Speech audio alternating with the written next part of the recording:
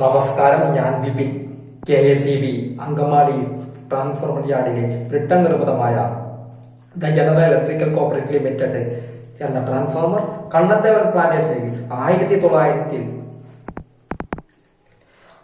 ഒരു ആദ്യത്തെ hydro electric power project പള്ളിവാസലിൽ നിർമ്മിച്ചു. 1910 പള്ളിവാസലിൽ മിനി പവർ ബോക്സിന്റെ കപ്പാസിറ്റി 200 kW ആയിരുന്നു. ടീ ഫാക്ടറിയിലെ മെഷീനുകൾ പ്രവർത്തിക്കുന്നതിന് വേണ്ടിയാണ് the general electrical corporate limited എന്നാണ് ഈ ട്രാൻസ്ഫോർമർ ഉപയോഗിച്ചിരുന്നത്. 1933 ദിവാനായിരുന്ന sir CP Ramaswamy Iyer tea plantation സന്ദർശിക്കുകയുണ്ടായി. അവിടെ കണ്ട പവർ ഹൗസിലെ പ്രൊജക്ടും ഈ ട്രാൻസ്ഫോർമറും സംസ്ഥാനത്തിന്റെ കീഴിൽ കൊണ്ടുവരണമെന്ന് അദ്ദേഹത്തിന് അതിയായ ആഗ്രഹമുണ്ടായിരുന്നു.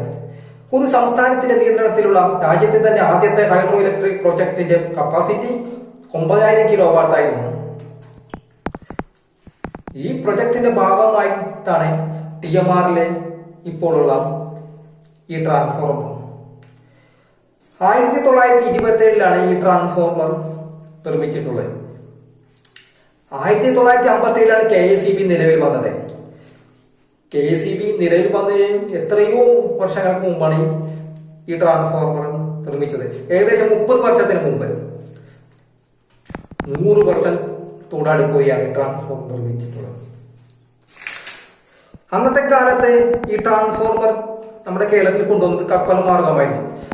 പിന്നീട് കപ്പൽ മാർഗം കൊണ്ടുപോയതിനു ശേഷം പിന്നീട് ആനയെ കൊണ്ട് വലിപ്പിച്ചും അതുപോലെ വളരെ അധികം അടിമകളെ കൊണ്ട് പണിയെടുപ്പിച്ചുമാണ് ഇവിടെ എത്തിച്ചത്. നമ്മുടെ TMRലെ ഇപ്പൊ നിലവിലുള്ള ട്രാൻസ്ഫോർമർ ചരിത്രത്തിന്റെ ഭാഗമാണ്. അത് മനസ്സിലാക്കി ഈ ട്രാൻസ്ഫോർമർ പുനരുദ്ധാരണം ചെയ്ത് ഡിസ്പ്ലേക്ക് വെക്കണമെന്നാണ് എൻ്റെ ആഗ്രഹവും അതുപോലെ അപേക്ഷയും.